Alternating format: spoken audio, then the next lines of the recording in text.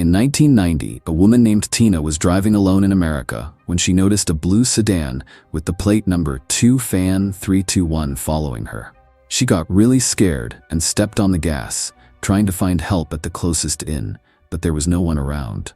The blue sedan also stopped at the inn, and the driver got out with a dagger and duct tape. Terrified, Tina ran to the empty land behind the inn, and the man followed her. Thankfully, she was able to escape by getting help from a passing truck driver. A couple weeks later, Deputy Sheriff Joe Deacon from Kern County Sheriff's Office was asked by his boss to pick up some bloody boots as evidence of a murder from the Los Angeles County Sheriff's Department. Deacon used to work there for about 15 years and was well known as a top cop until he got transferred to Bakersfield 5 years ago. When Deacon got to LA, he found out that the Homicide Division, led by Captain Ferris, still needed to check the item. They told him to stick around until it was done the next day. While he was there, he caught up with some old work buddies and met a detective named Jimmy, who was working on a serial murder case with 4 victims, but they still didn't know who did it, even though the first murder happened 2 months ago. After the press conference that morning, Jimmy headed to the crime scene with his partner, Detective Sal, and another detective. They also asked Deacon to come along and check out the crime scene. The murder happened in an apartment, and the victim was a stunning girl named Julie. She was left naked, her wrists tied with wire, her head wrapped in white plastic, and blood splattered everywhere. Deacon checked out the room in the building opposite the apartment, with a window facing the crime scene. It looked like the culprit may have used that room to spy on Julie because it was empty and had a chair right in front of the window. He went quiet as he looked at Julie's body from a distance, which reminded him of a past murder case he couldn't crack. 2 naked girls with white plastic over their faces, propped up against a big rock. Rhonda, the woman with the red hair clip, went home by herself after jogging with her boyfriend. A brown car followed her, and she hasn't been seen since. The next day, Deacon's boss said they didn't need to take the evidence to Bakersfield. Then Jimmy asked Deacon to watch the interrogation of a guy named Stan who had a shady criminal history. People said he was caught twice spying on Julie from a building near the crime scene. Stan straight up said he wasn't involved in the case, but when Jimmy mentioned Mary, Stan got all twitchy like he knew Deacon was watching. So Jimmy told his crew to figure out what's going on between Stan and Mary. Meanwhile, Rhonda's parents went to the police because she was missing. Instead of heading back to Bakersfield after wrapping up his business in LA, Deacon decided to pay a visit to his colleague Flo, who was conducting an autopsy on Julie. So far, Flo had found a bite mark on Julie's cheek, mouthwash residue in her mouth, and evidence that someone had shaved Julie's leg after she died. Plus, Julie had eaten a big meal before she was killed. Based on the way the murders were carried out, it looked like Julie might be the 5th victim in the case. Flo thought that the person who killed Julie might have come back to the crime scene a couple of days later and moved Julie's body to face the door. Then Deacon asked Flo for the file of a case he had worked on before because the way Julie was found reminded him of the old case. Flo agreed to give him the file, but she made it clear that she wouldn't help with any new issues that came up. During lunch, she gave him the key to Julie's apartment so he could check out the crime scene himself. Once Deacon got to Julie's place, the landlady told him that the fridge had been busted for a month. She had called someone to fix it, but Julie got offed before they could sort it out. Looking around, Deacon got a flashback to that other murder case he worked on with Detective Sal and Captain Ferris.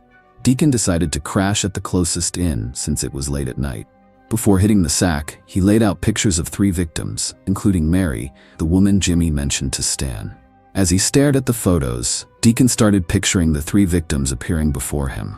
Captain Ferris told Jimmy at the office to stay away from Deacon and shared that 5 years ago, Deacon got transferred because he burned himself out working on a case.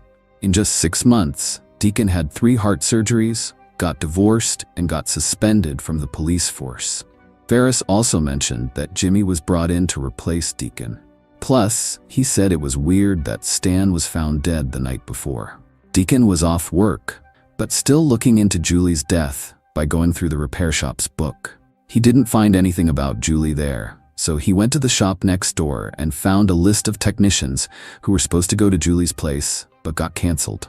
On the other hand, they couldn't match the fingerprints of the guy they thought did it in Julie's place because the prints were messed up in the middle. Jimmy then checked out the missing girl Rhonda's house, and her mom mentioned that Rhonda always wore a red hair clip. That night, they found a girl floating in the river, but it wasn't Rhonda. Deacon went to the crime scene and met Jimmy, who wanted to know about Mary because Stan had died after hearing that name. Deacon didn't say anything, but he gave a list of the technicians who were working near Julie's apartment. Jimmy wondered why someone as accomplished as Deacon was moved to another city instead of being promoted after 15 years in LA. But once again, Deacon didn't want to give a straight answer. The next day, Jimmy was informed by his coworker about the 3 victims from the unsolved case Deacon couldn't crack. One of them was Mary. They were all in the same line of work and were killed the same way, drugged and then stabbed.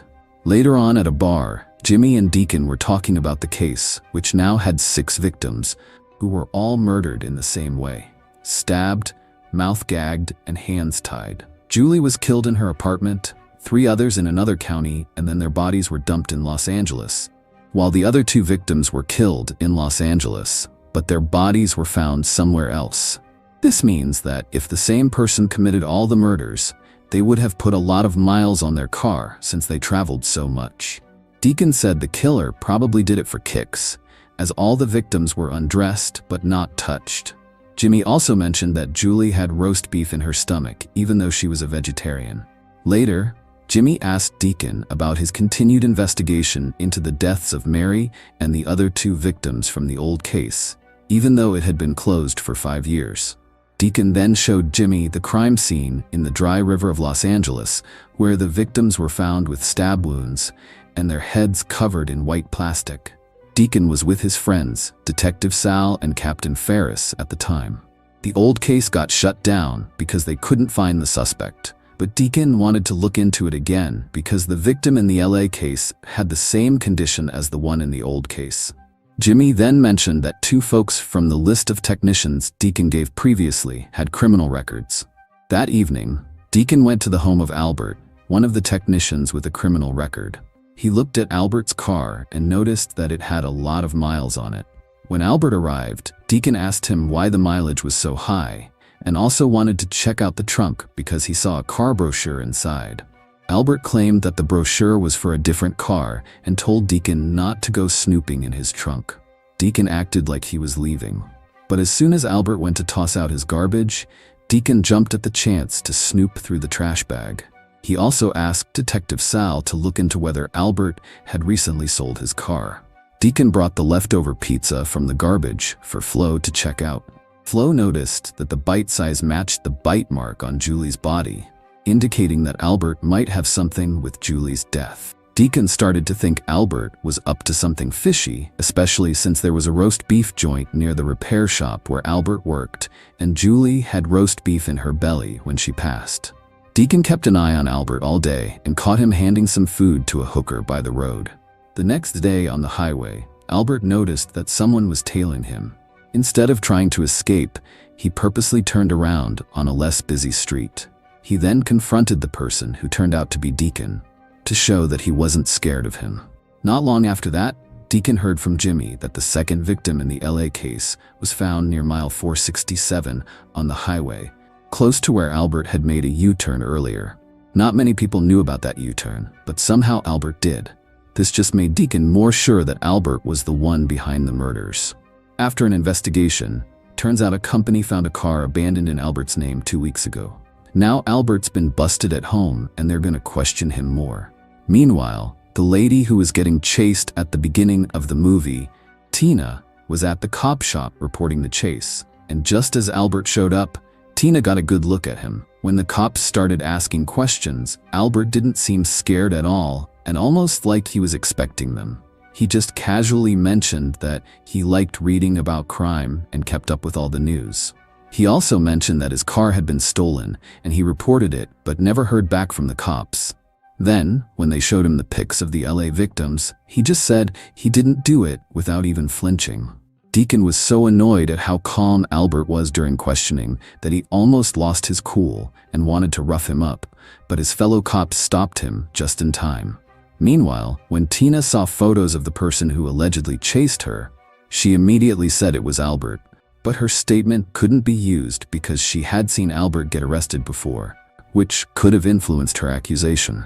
Because there was no progress in the case, Captain Ferris informed Jimmy that the FBI would be taking over in 2 days. With that in mind, Jimmy decided to go see Deacon at his place, where he still had pictures of the 3 victims from the previous case on the wall. It was then that Deacon convinced Jimmy to let him search Albert's apartment, as he was convinced that Albert was the suspect in both the LA case and the old case. Jimmy agreed, even though it meant conducting an illegal search without a warrant, since the evidence wasn't strong enough yet. Jimmy told Albert to meet him at a cafe to say sorry for what happened during the questioning, so that Albert would leave his house. Once Albert was gone, Deacon snuck into the apartment to snoop around.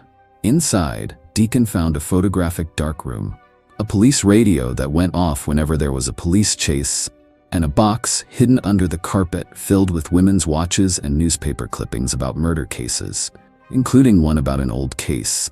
On the other hand, when he got to the cafe and Jimmy was nowhere to be found, Albert knew it was a setup and was certain that his house was being searched illegally.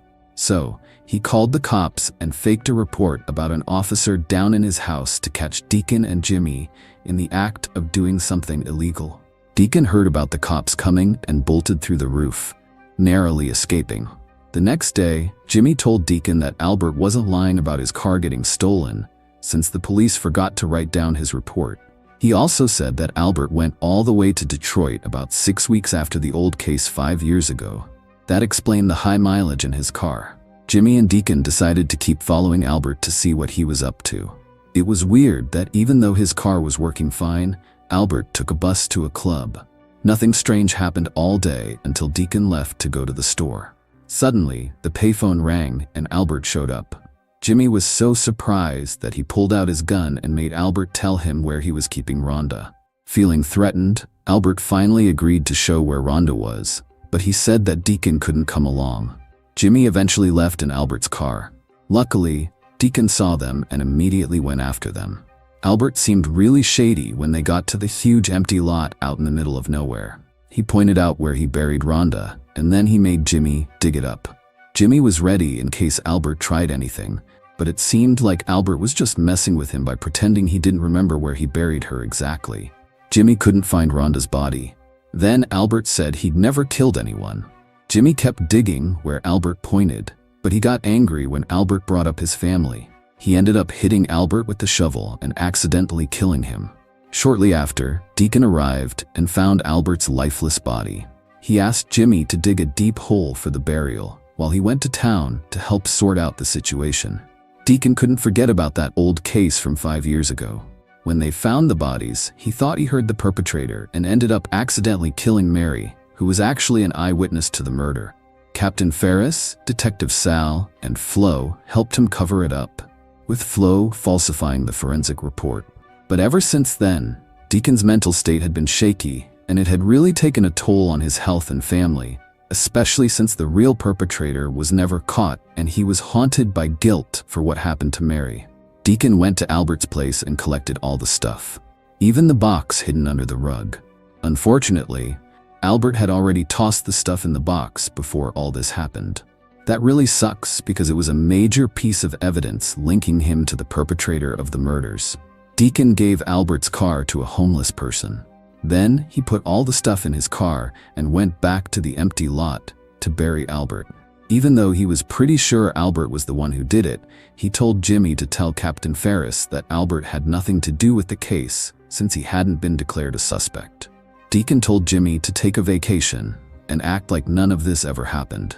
He warned Jimmy that little things like this could mess up his life, just like they did to him. After the whole LA thing was over, Deacon was finally able to make peace with himself and let go of the old case. He left the case file in his hotel room and it got trashed by the owner. As for the LA case bad guy, they still didn't know who it was, but Deacon said that the guy they thought did it, Albert, had skipped town. Jimmy couldn't shake off the incident when he offed Albert, which always made him feel uneasy, even when he was trying to have a good time with his family. The movie ended with Deacon burning all the stuff from Albert's place to cover his tracks.